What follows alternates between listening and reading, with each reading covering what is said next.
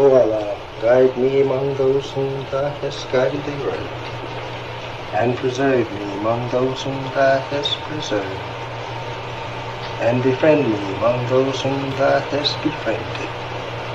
Bless me in whatsoever Thou dost grant me, and deliver me from the evil of what Thou hast judged.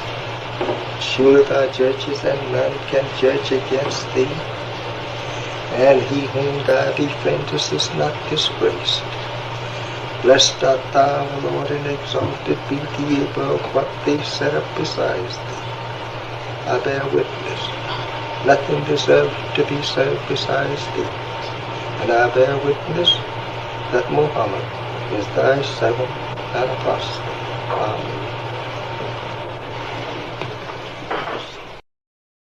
Greetings, family.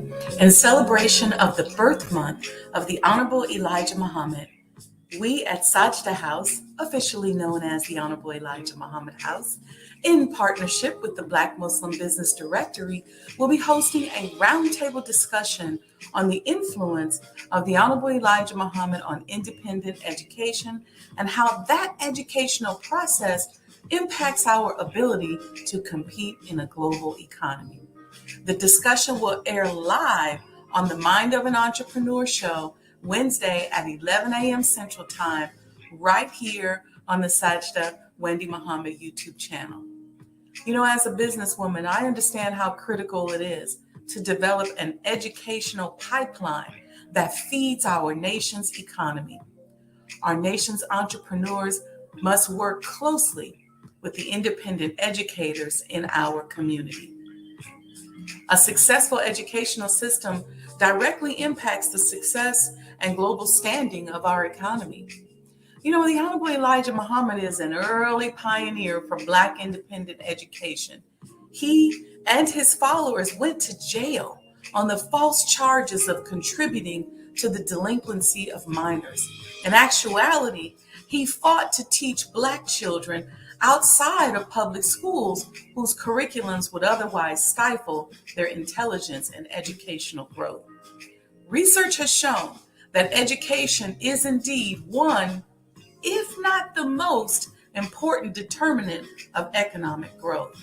Those who now have Afrocentric schools or chartered schools enjoy that freedom because the Honorable Elijah Muhammad won that fight. His wife, Mother Clara Muhammad, and others taught the children in their homes once her husband went to jail. They are pioneers of what we now call homeschooling. The economic benefits of education are undeniably important to the United States. In this country alone, the gross domestic product, or GDP, has the potential to increase by $32 trillion, or 14.6% if all students are brought up to basic mastery by the National Assessment of Educational Progress Standards. Let's begin the dialogue and partnership between our educators and our business leaders. Join me Wednesday, October 5th at 11 a.m. Central Time on the Mind of an Entrepreneur show. I'll be joined by some powerful educational professionals live right here on the Sajdah Wendy Muhammad YouTube channel. So make sure you like and subscribe to the page so you get a notice when we get ready to go live. Peace and blessings. This is Sister Sajdah Muhammad. We are proud to announce that the Sajdah House commemorative Elijah coins are finally here. As we renovate and restore the former home of the Most Honorable Elijah Muhammad, we have recycled the old copper gutters and downspouts and created a 1-ounce 39mm coin made of 100% pure copper. Each coin is professionally graded and has its own barcode and registration number. This priceless heirloom, made from recycled copper from the messenger's home, is now available at sajdahhouse.com.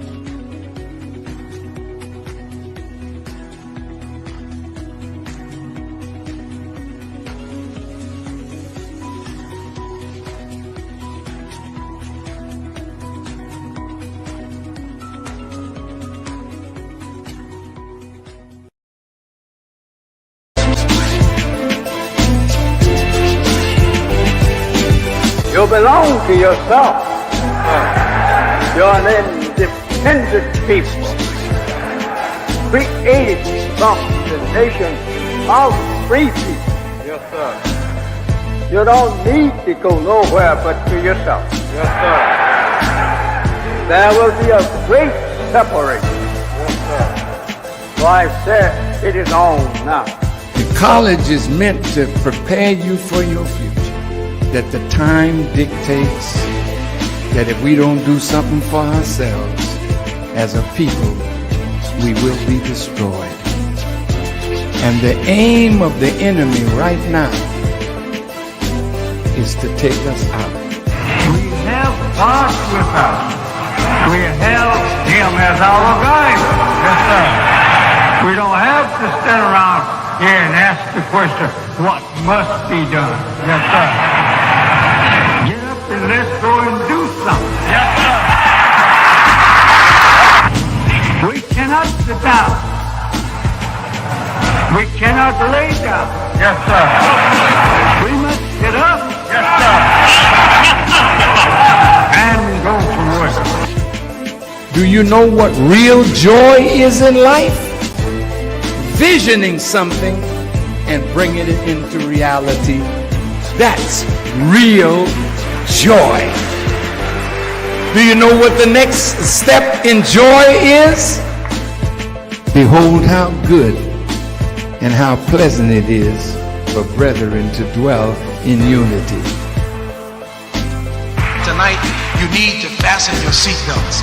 We're going to hear from some of the greatest minds in the world. I don't know about you, but I'm tired of trusting our future and the future of our children into the hands of those who don't love us. I believe we need to revitalize black leadership.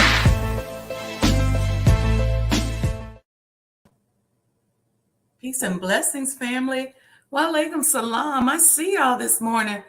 Y'all got the chat popping. Welcome, welcome, Brother Carlos, Brother Aunt D, Brother Lamont, Sister Roxanne. Welcome, welcome. I see a lot of y'all are online, but shy about getting up in the chat, but that's okay too. We all right with that. What y'all sipping on this morning? I got my, I got some chai tea today.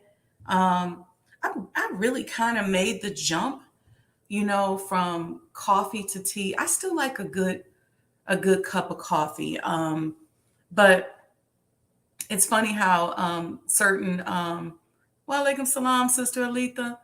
It's funny how certain habits, when you start to dissect them, you realize what the root of it is, right? So for me,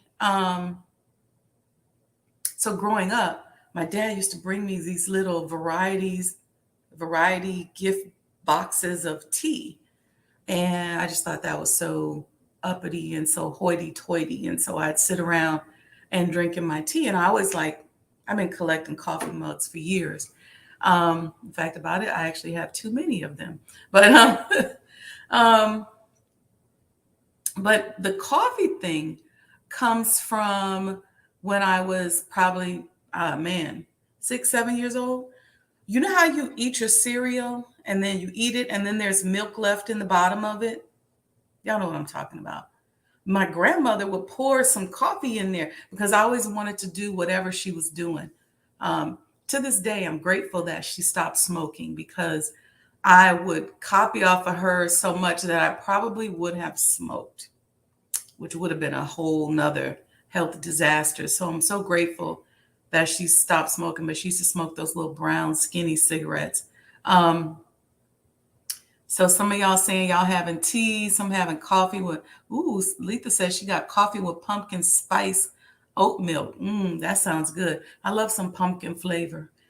Yeah, so I would beg for her coffee. And so she would take a little and pour it in my milk, just enough to give it a little coloring and make me think I was doing something. And so what I realized was that I like the ceremony of a nice warm drink because I do like hot apple ciders and things like that. And so once I figured that out, then deciding that I was going to either go to decaf coffee, because you guys shouldn't be drinking that much caffeine. But I used to be super into coffee, like traveling around the world, always had to get some coffee, Jamaica Blue Mountain, Ethiopian, wherever I was. I'm still a little like that, but now I'm really super into chai. So this is a chai made with a South African rooibos tea, and it's got some spices in it, a little pinch of cayenne, and some raw, locally grown honey. Um, and my favorite tea shop is in DC. My sister, big sister, Sunyata Amin, Calabash Tea and Tonic. She's right there on Georgia Avenue off of Florida. She used to be in, I can't even think of the name of the suburb now, but she used to be out a little further, but now she's down by Howard University campus. So y'all go check her out. Just a shameless plug for my big sis. CalabashTea.com is the name of her company. She's got teas. She's got spices. She has these great natural body scrubs that I just absolutely love. I like to use them on my face and my hands and feet and just all over. I love it. But the tea is amazing. She's got 2 decaf. One, which is this one made with a little, the red bush tea or the rooibos tea from South Africa. I add some extra spices, like I add a little turmeric. I add a pinch of cinnamon. I add a pinch of red pepper to it with my locally grown honey. So my recipe is a little bit of a takeaway from hers. And then she has a ginger milk Thai chai. I think that's it. I'm just going to say it's a ginger milk chai. But she has that. But yeah, no, please go there. Georgia Avenue off Florida. It's called Calabash Tea. And she's got like really cool vegan snacks and stuff like that. So the next time we're all in DC, we got to stop by Calabash. She got some gear too, colonize your tongue and things like that. But yeah, you got to go check it out. It's so, so worth it. So anyway, I hope you all have gone out, got your commemorative Elijah coin. This month, starting today, is the birth anniversary month of the Honorable Elijah Muhammad. And so we're going to do some shows. Our show series leading up throughout the month is going to be really dedicated to him and his accomplishments. We are close to getting our historical marker. It looks like, inshallah, we'll get it this month. So you guys will get to see that. We'll try to do a chai. I'm reading the comments, and I see Brother Ant wrote ginger milk chai. Yeah. We're going to do a live is what I want to say. We're going to do a live, inshallah, when the thing goes up. I'm going to do something interesting and cool with what I'm going to put on the building, and then we'll do a freestanding marker is what I'm thinking we'll do. I don't want to do the markers that look like a tune, but this one is just the freestanding brass one. But check out this series that we're going to do. Let me pull up this. So the Mind of an Entrepreneur show, you all know that that's my brand that I've been working on and building and developing since 2009. And we're really close to a big announcement for the expansion of the brand. But this month, starting this coming Wednesday, we're going to do a roundtable discussion with professional educators in our Muslim community and the conscious community, because one of the things that is so important is that the business people have a partnership with the educators.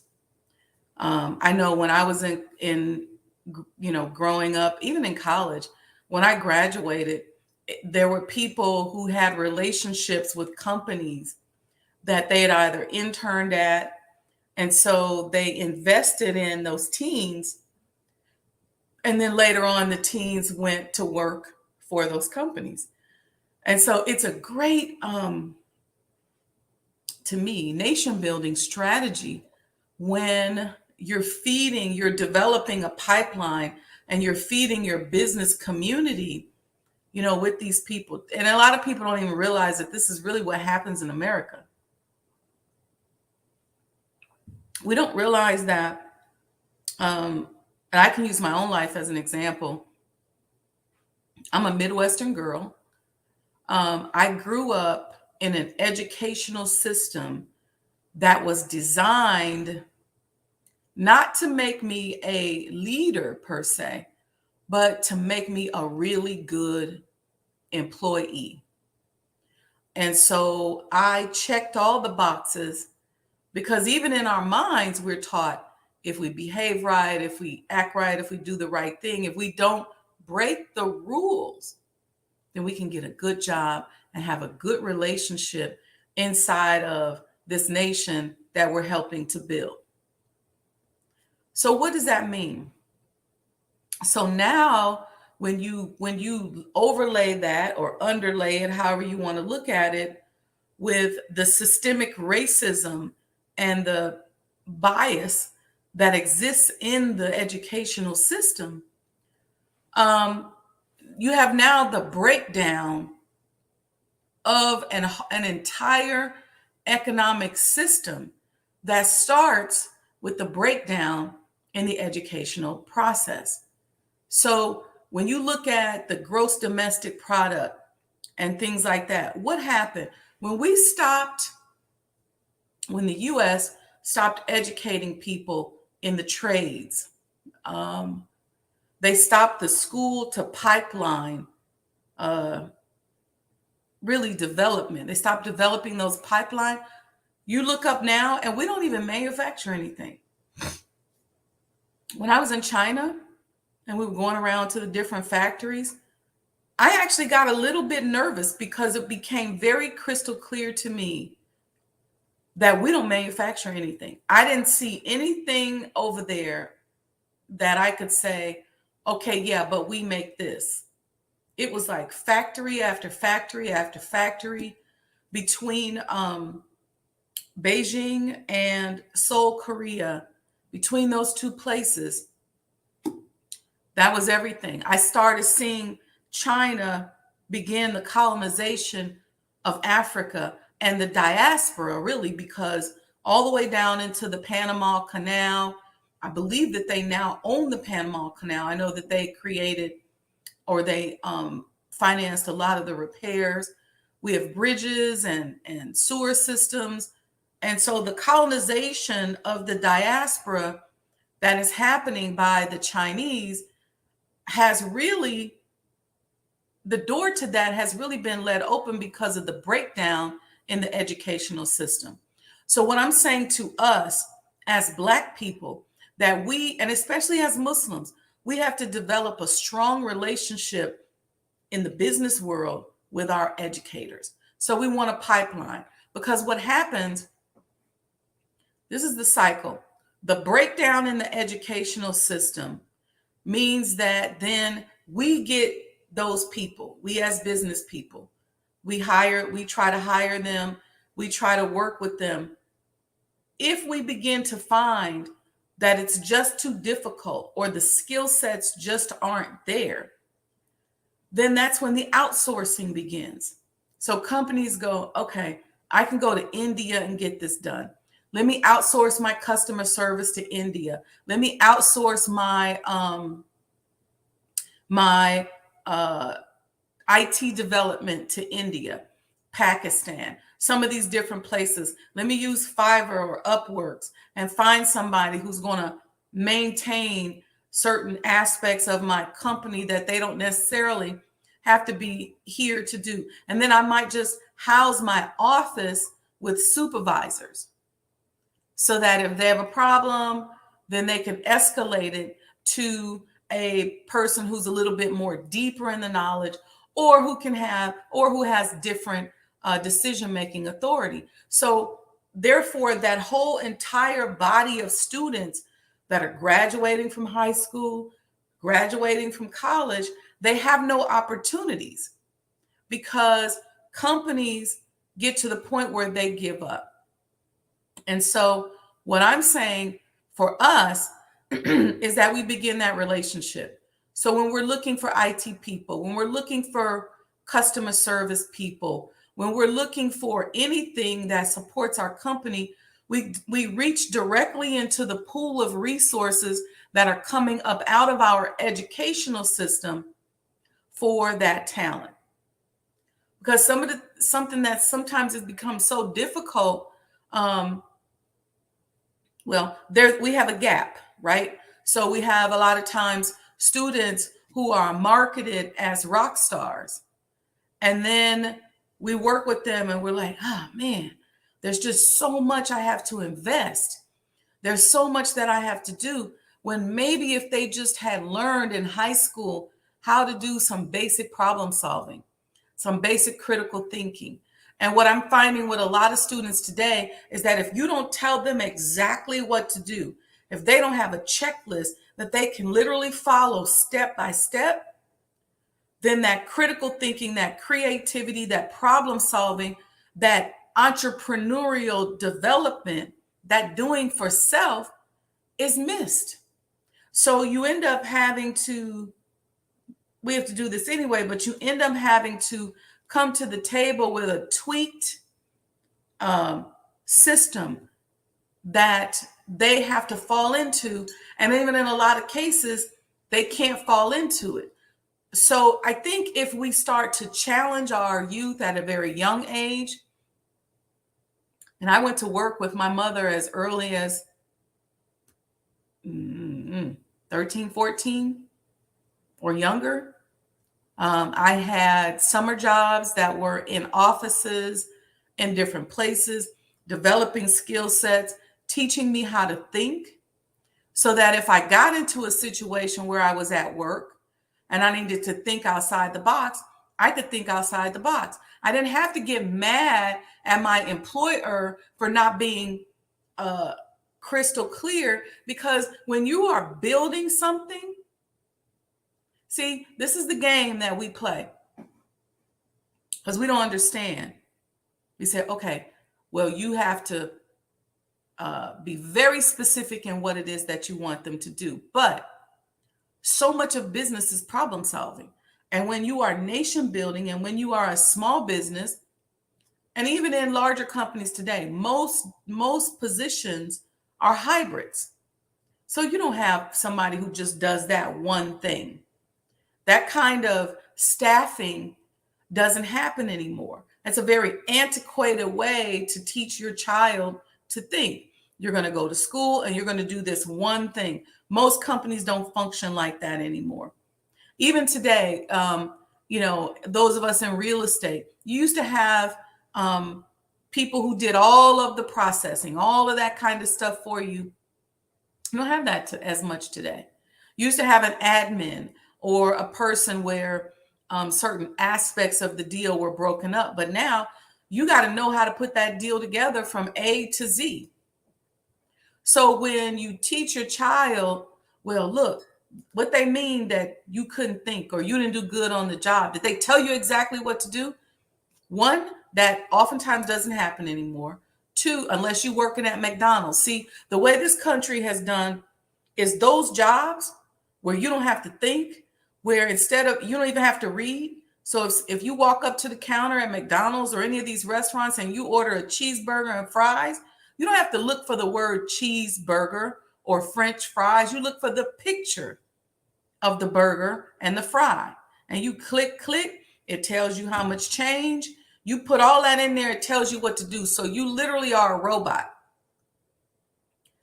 When you're nation building and you're working with people who are building organizations, building hospitals, building construction companies, figuring out this thing on how we're going to navigate in this world that is twisting and falling and shifting and changing, then you got to be able to think.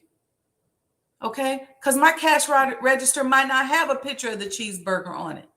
You might have to literally know how much the cheeseburger costs and ring me up for $5.99. So that means you got to know that, or you better have a cheat sheet where you can read. You can't stand there and go, well, how do I ring this up? A lot of times you work in our stores, we may not have a barcode system. So if you walk into one of our stores and you're buying a shirt or a blouse or a product, that barcode on the back, you might not be able to just stand there like a robot and go, dink, dink, dink, dink. You might actually have to know how much that thing costs. You may actually have to know how to multiply and figure out what the discount is. You may actually have to know how to figure out the sales tax. So think about this. The jobs where they've reduced you to a robotic system pay less. They're doing it now in professional system. That's why you have people graduating from college, people graduating in engineering, architecture, and there's like no thinking anymore. So you go, oh yeah, I have a degree. I'm a engineer. I'm an architect. I'm an accountant. But you don't think. You actually just punch a button or fill out a form. That's why people who work in certain fields, the good ones, they learn how to cross collateralize. So if you have a child that wants to be an architect, you intern them at construction companies. If you have a child that wants to be an accountant, then they should be in and out of different businesses. So if there's a relationship with the business community, you can say, hey, Sister Sajdah, can my daughter shadow? Can my son shadow? I understand you're doing this. Hey, whoever, whatever you're doing, look, let's shadow, because you never know what kind of career you're going to end up in. I see Brother Aunt D on here with Magnolia Crescent, non-alcoholic winery. Guess what? They may have a student who shadows them at one of their retail events. And that student may say, you know what? I think I want to go into merchandising. Or you know what? I learned some merchandising skills. I learned to sell. Most of our children don't know how to sell. I know in the nation, our little boys are good at selling, but a lot of the girls don't know how to sell. If you can't sell, you can't even get through life. See, we're moving into a different type of economy. And so we have to learn how to take our skills and make them competitive. When I sit at these global think tank tables and conversations that I have almost every other day, I wonder whether or not our youth can compete. Because what I'm seeing these people doing is they're problem solving. They're analyzing. They're using comparative analysis. They're using deductive reasoning. They're using all of these other skills that in our school system right now, they're not being trained to use. So it's imperative that us as entrepreneurs partner with our educators so that we can come in, do presentations, talk to the children, because remember, a mind once expanded will never contract. So if you're sitting there with a contracted mind and you're being trained to be a box checker, to be a scanner, to be somebody who can ring up something just by looking at the picture, then you're in a very contracted mind state. I don't care how much education you think you got. I don't care how early you graduate from high school. I don't care how early you get your college degree. If you cannot think, if you cannot problem solve, if you don't understand that in business, you're only as good as what you can make happen, then you cannot nation build. Because at the end of the day, we have to continue to grow and expand. We need thinkers. We live in a world now that changes. So you need somebody with the ability to expand their mind. How do they get that? A lot of times you have to go in and see what you don't like. I had 2 internships that I didn't, well, One internship that I did not like at all, and another one that I literally got fired from. Who gets fired from an internship? But it was a valuable lesson for me. When I first went to college, I majored in computer engineering because, check this out, I always wanted to be a business person. I always wanted to be a mogul. From an early age, I wanted a hotel, a hospital, and an NBA team. I just loved business. And I remember having that conversation with my father. He said, "Oh, you trying to be a little mogul, huh?" But my math and science scores were really, really good. And because my parents exposed us to a lot of different things, I was able to think well. I could problem solve. In fact, about it, I love problem solving. I look at any situation as a mathematical problem. So if I coach you on problem solving, the first thing I'm going to tell you is, let's put the math problem together. So that's why it's important that you tell me the truth, because I need to know what the variables are, because we just putting the math problem together. Okay? It's mathematical thinking. So my counselor said you should be a doctor or an engineer. I went into engineering. Hated every minute of it. I got an internship at a company in St. Louis, big company. And I remember wanting to cry. And then I switched over to finance and accounting. I took so many extra classes in college. They should have gave me three degrees. That's a whole nother story. And I got in this accelerated program that's supposed to be like a 5-year program where you kind of get a sort of hybrid master's.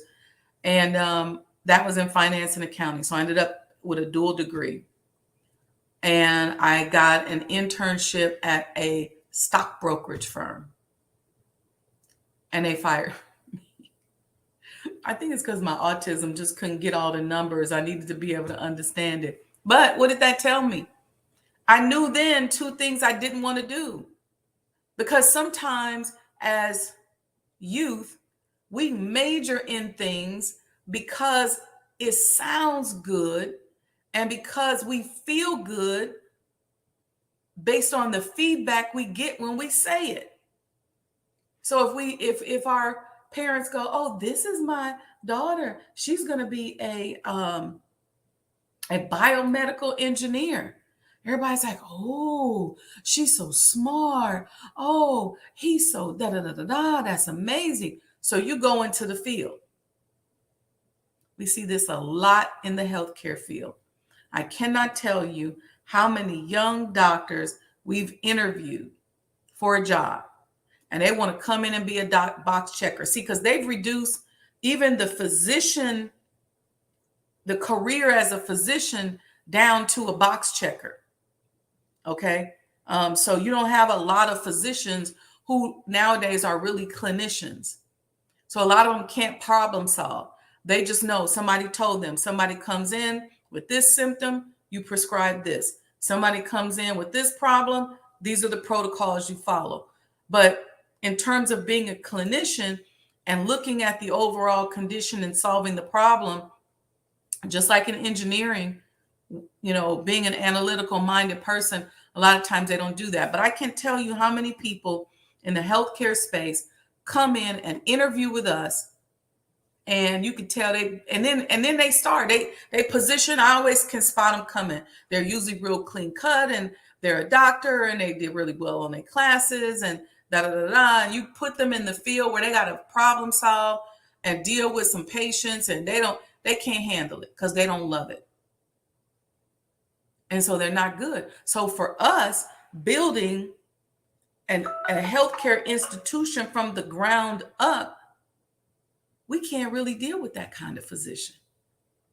We can't absorb a box checker into our organization. We can't do it. We need somebody who wants to learn how to be a clinician, somebody who wants to learn how to problem solve, somebody who is not going to be flabbergasted by a patient's smell, somebody who ain't going to pass out from the blood. We have people come in and intern, and then they see a little blood and they go, bloop, they drop.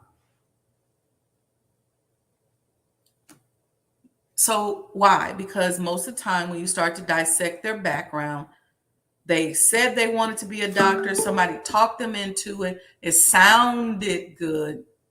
It felt good. And so they went into that field. And that's the case with everything. When in actuality, if you give people opportunities and immerse them in business, then it'll help them to develop. And they may discover that, you know what, I don't really like this per se, but I like this aspect of it. But you first have to train the student's mind. And this is where not only our connection with the educational professionals helps when it comes to, well, I'll say it this way, when it comes to building the pipeline, you also have to educate the child. Because the child has to be ready to explore.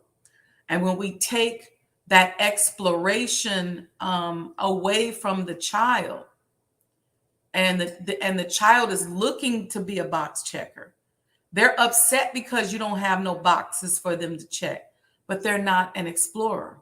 It's because we took that away from them at a very, very early age. We trained them out of it. Some of our children are so restricted and so they're like little robots. You know, when I grew up, I was told that I could do and be whatever I wanted to. The sky was the limits. And I was handled like a brilliant, successful person at a very young age. So I got used to thinking like a brilliant, successful, and constructive person. In fact, about it, a lot of times I'd ask my father a question. He said, well, you educated, you got this. You successful, you got this. And sometimes I did just want a box check answer, but I didn't get that. And I'm grateful for that. So there's a lot that this kind of partnership can yield. And it's especially important, in my opinion, as we move forward and begin to do for self. We're talking about separation. We're talking about building businesses. We need a pipeline. Because as Black entrepreneurs and CEOs of companies, and I get it all the time from my colleagues who say to me things like, for the amount of businesses you've built, you should not be doing such and such. You shouldn't be doing that. You shouldn't be doing this. But it's different. It's a different reality for us as Black people. But if we build the pipeline, then we'll have assistants. We'll have apprentices. We'll have people who are shadowing, so that then we don't get our children in their 20s and 30s and you can look in their faces and see that they're just super unhappy. And they're discombobulated because they're doing something they don't want to do. Their only way to exercise freedom was to maybe go out and get married at a really young age. Then next thing you know, they're like, man, but what about my career? What about my this? What about that? When maybe if you had an opportunity to not only shadow and intern and kind of get a direction in your mind and fall in love with something, you could do it and you could do it all. Because see, when you love something, you don't care. When you love something, you're going to make it happen because you're thinking about it all the time. You're going to figure it out. I don't care how many children you got hanging from your hip. I don't care about your husband. I don't care about your wife. You're going to be like, look, this is my passion. This is what I love. And you're going to figure out how to fold that into your life so that your mindset is nation building and not just let me opt out of society and do what I want. All right. So on Wednesday, we're going to have a conversation about that partnership, about building that pipeline and connecting and starting the dialogue between our educators and our business people. So that's on this Wednesday. And then next Wednesday, we're going to do the same sort of thing and talk about the Honorable Elijah Muhammad's impact and how important construction is to our economics and our economy that we're building. And then the next week, we're going to talk about the importance of arts and culture, because arts and culture is really super important. And then the following week, we're going to talk about healthcare. So this is our series on the Mind of an Entrepreneur show. The shows will still be the same time on Wednesday at noon Eastern time, 11 a.m. Central time. Sometimes we may go 1 hour, sometimes we may go 2 hours, but we're just going to start this series. And so I've just been inviting people. We have a few invited guests, but y'all know me, I'm already prepared. If somebody got an emergency, they can't show up. All right, let's rap about it. I'm going to come out here and talk to y'all. Let me see what y'all talking about in the chat, because I see this thing rolling. Raymond Hatchell says, Wendy, you maybe have Anunnaka. I don't know what that is, Brother Raymond. Your wisdom, knowledge, beauty, and accomplishment, you can't fail. Praise be to Allah. That sounds good. I don't know what that is. Vertically integrated nation building. That's right, Brother Anthony. Vertically integrated nation building. Building that pipeline. You also said, I swear that's how I ended up majoring in engineering. I had zero idea what they actually did. Yep. So yeah, I see y'all popping in the chat. I see all these comments. This is amazing. Brother Lamont says, yes, have completed checklist. So there are errors and omissions. Yeah. So there's just, we have to change this around. And the way we change it around is through discussions. And, I think that we have to groom our children so that they're comfortable rolling with somebody that has a certain skill set, or maybe a skill set that they don't necessarily have. That's important, because a lot of times, a lot of children don't like to hang out. They don't like to hang. I know growing up, me and my brother, we like hanging with our parents because we would learn stuff and we get stuff and we get experiences. We were trained to live for that. And so there's a funny story. I'll call and tease my nephew about this. When he was younger, he still likes to, he's in his 20s now, but he still likes to hang with us. He's in the early 20s and he's still, boys go through that phase. But he would like to hang so much to the point where when I would stay at my brother's house, I'd get up and go to the bathroom and he'd jump up and be like, where you going, Auntie? I'd be like, it's 2:00 in the morning. We ain't going nowhere. I ain't going to leave you.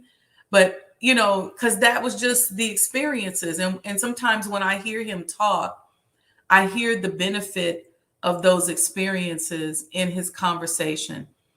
Because, I don't know if you all realize, but how you handle your 20s sets the tone for the rest of your life.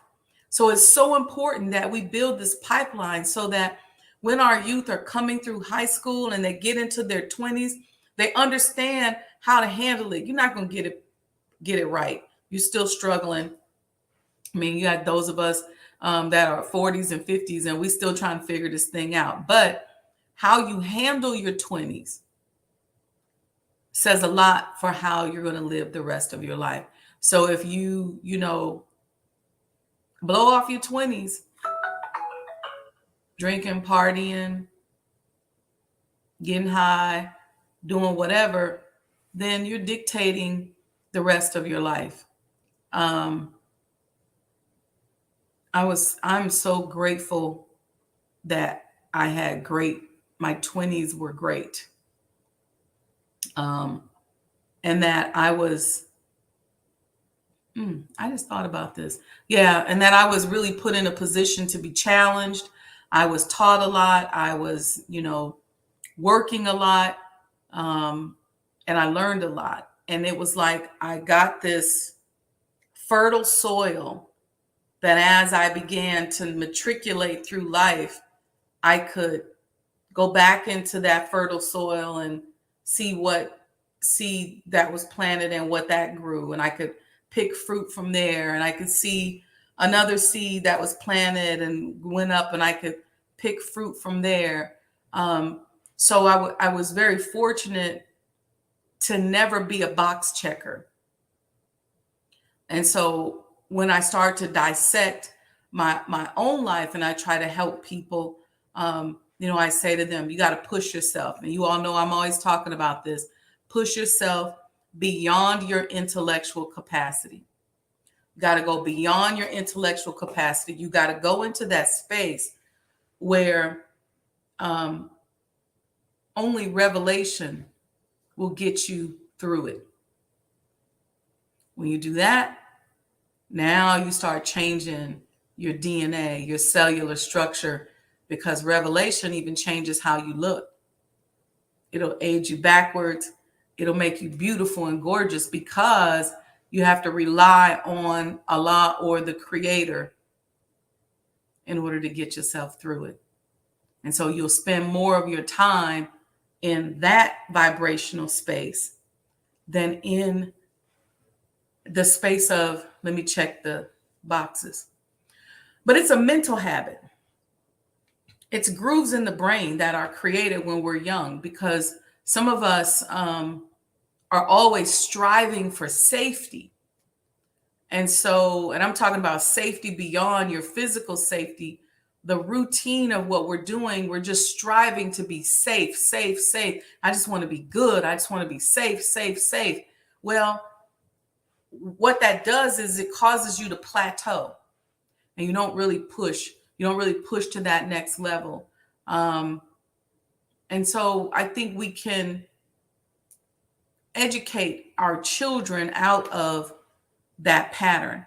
And then they won't be so mad at us, right? When they get up and get out and they want to open a business or they want to do certain things. They won't be so vulnerable. But most importantly, you guys, we'll be building our new world. We'll be building and passing on the wealth of knowledge and what we've built in this generation to the next generation. And so we got to have a pipeline of people that come through, because what I would like to see is I would love to be able to go to Muhammad University or some independent school system, get students that I need that can come into my organizations, become, interns, assistants, apprentices, who will grow into running the organization, who will grow into starting their own businesses and organizations. And maybe one day buying my company, maybe one day absorbing my company. Because I'm going to tell you another thing that we run into. When you think of somebody like a Sister Annie Malone, some of y'all don't even know who Annie Malone is. So I want y'all to go to YouTube later or go to Google, just click on over and look at Annie Malone. She actually was the first Black female self-made millionaire. She actually was Madam C.J. Walker's mentor. And that whack movie they made on Netflix, they made her look really bad, but that wasn't who she is at all. She invented so many things. She invented the weave. I mean, she sewed hair onto wefts because a lot of women had damaged hair follicles because they couldn't wash their hair. Hygiene was almost like a luxury to have soap and things like that. So, but go and study her. But when I look at somebody like her, she passed her fortune down to her nieces and nephews. I don't know what happened, but somehow she became liquidated. So people today don't even know who she is. Madam C.J. Walker passed her fortune down to her daughter. She wasn't completely liquidated, but she was close, because some of her later descendants picked up the mantle of who she is and started to say her name. But oftentimes, because we don't have this type of interconnectedness, this type of system, then when one of us passes on, then so does the organization, so does the millions. It gets, people can take it, they can have it. We have so many examples of that in our community. So what would be great is if you're over there building a brand, right? Whatever brand you're building. And let's say your children go, I'm not really feeling what you're doing, mom and dad. Or let's say they stray off and they're not going to do good by your business if you pass it on to them. Then if we have this ecosystem, this pipeline, then there are young people who are coming up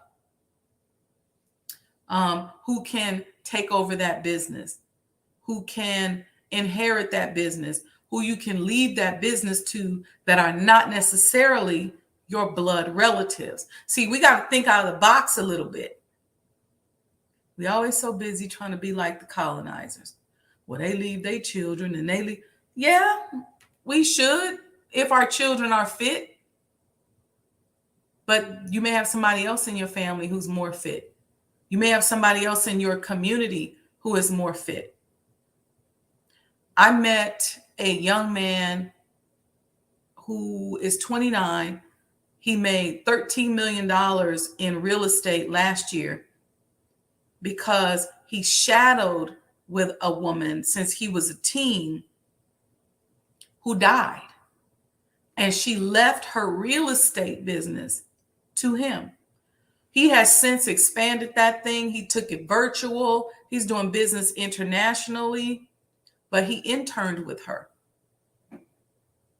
So I just want y'all to think about this. That's why this conversation on Wednesday is so important.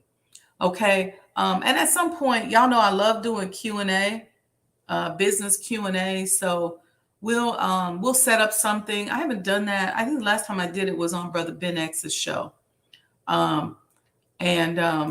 We just took questions for like 2-3 hours, business questions. It's so fun. I love doing that. I love being on talk radio. A lot of people don't know that about me. I grew up, and on the radio, all I would listen to was talk radio. Even in college, I would listen to Dr. Laura Schlesinger and all these different people. I would turn to that channel. And after I finished my homework and stuff, while I was getting ready to go to sleep or go to bed, I would listen to talk radio. And so I never had any plans on going into talk radio. But when I did go into talk radio, I had immersed myself into it so much that it was a natural thing. And so, you just never know. Sometimes you're called to something that's not something you majored in. It's not something that they told you in school you should be thinking about. But when we teach our children that they can be and do whatever it is that they want to do, and we give them opportunities to exercise that, and it's beyond just a theory, then just growing up listening to talk radio can turn into whole TV shows and things like this. So even though I started my official Blog Talk in 2009, this has been something literally that's been on my mind since I was probably about 6, 7, because my grandmother used to listen to Reverend Ike on the radio. And we, she had the big component system. We turn on the radio and she'd listen to Reverend Ike. And then later, as I got older, I started looking for my own talk radio stations that I liked. And I just kept going with it. I don't know why I'm telling y'all that. That actually just came to me. Anyway, y'all, so please go out, family. Make sure you, first of all, make sure you like and subscribe to the page. Okay. You can go back and binge on past episodes. All right. But liking and subscribing to the page will also give you the alerts when I go live. Sometimes I'll post like promo videos of things that are happening. Make sure you order your commemorative Elijah coin. Get your coin, get your coin, get your coin. These are made of copper from the messenger's home. We have a financial deadline coming up that I want you guys to help me with. So scrolling across the bottom is just a little message. It tells you how to support the completion of the Honorable Elijah Muhammad House. Order your commemorative Elijah coin today. So you just have to go to sajdahhouse.com. So help us with this last financial deadline. And let me say this, because somebody DM'd me and said, if you all are raising money to complete the house, you're going to have to raise money every year to run the house.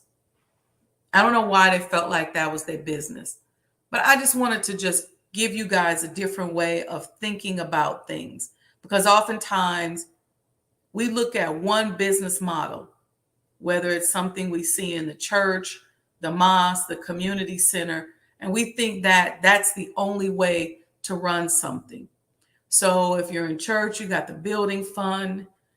You got every year around a certain time of year, you're raising money for something.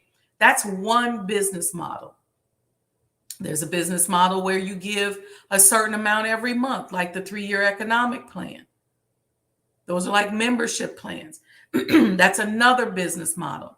There's a business model where you create an institution and there are cost centers within the institution that actually self-fund the institution.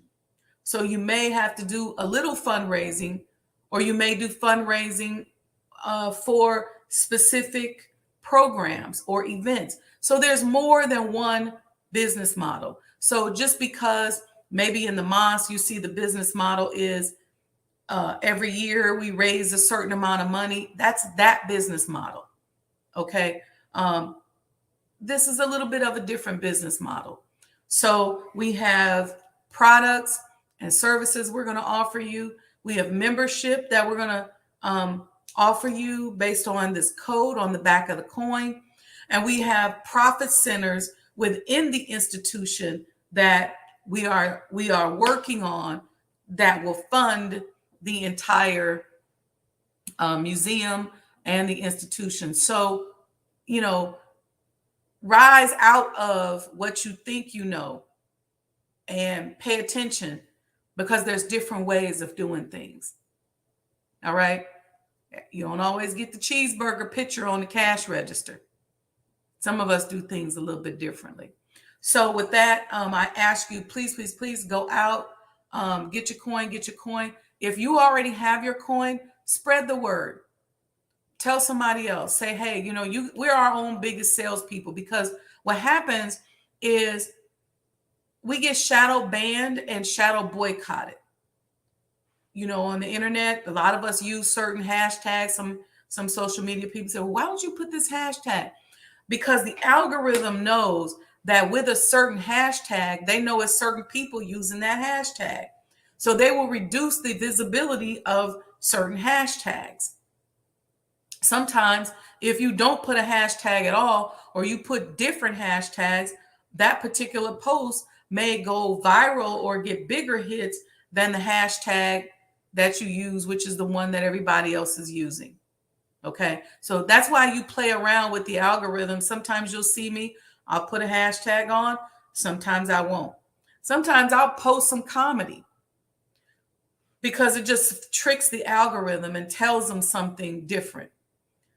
He said that he was peeping the recent statement. I've been saying that, Brother Anthony. I came out and did a whole show on how copper is the new gold and copper is the new oil. Go back and on my YouTube channel, I saw Boyce say that. Boyce probably got that from me. Maybe he didn't. I don't know. Maybe everybody's starting to figure it out. But ever since the messenger inspired me to make coins out of the copper from his house, I started doing like Sister Ava does and digging into it a little bit deeper. Well, what does this mean? Why copper out of the coins? What is the thought behind that? And then I drive a Tesla. So I started realizing, ooh, wait a minute. This copper is an electrical conduit. It's fueling the electrical cars. And then I said, uh-oh, GM is coming out with all electrical cars at a certain point. So copper and cobalt is going to be in demand. That is actually going to be the new oil. And then Goldman Sachs, I think it was last year, came out and actually did a whole thing. So you can Google it. Go to Goldman Sachs, put copper as the new oil in, and check out what they said at Goldman Sachs. So I just have to put that out there because sometimes people think your sister just be bumping her gums. Anyway, so get your coin. Okay, so this means something. This means something to the business model that we're putting together. It's an entire ecosystem that we're working on. And so while it's helping us with day-to-day budgetary needs, it's also going to help us with the completion of the home and a big financial deadline that we have coming up in the next week or so. So, all right, family, peace and blessings. I love you all. Support. Some of you may have said, well, I got a coin or I can't afford it. Look, don't chip and dip me. So I'm going to put this up here. Y'all know y'all can always go to the Cash App, put in $ mode today. That's MOETODAY. And that'll help support this movement that we're building. Make sure you join my mailing list. Just text Do For Self, DO, the number 4, SELF to 855-574-9099. And that way you kind of stay in the know. I call that the manifestation circle. All right, family, do something good for somebody today. Love on somebody today. And make sure you like and subscribe to the page. So let's see. I see a couple last few little comments coming here. Thank you, family. I appreciate your support. Brother Raymond, Brother Aunt D, Brother Lamont, Sister Aletha, Gabriel. I don't know if that's Gabriel or Gabriel. I see y'all flowing in the chant. Some of y'all handles I can't even pronounce. Anyway, thank you to each and every single one of you. Sister Roxanne, Brother Carlos, thank you. I appreciate you all, appreciate your support. And I just let y'all know, I need y'all, get my back on this. Get your coins. Also, scrolling across the bottom, I'll keep it on. Got a little short video for you. And we'll see you soon, inshallah, on Wednesday for our Muhammad's Educational Roundtable discussion. Peace and blessings. You're tuned in to the Mind of an Entrepreneur show with your host, myself, Sajdah Wendy Muhammad. I am a multi-million-dollar business developer. I have developed business and real estate around the world, and I want to share with you my mental strategies, my technical strategies, and how I made it in the world of business.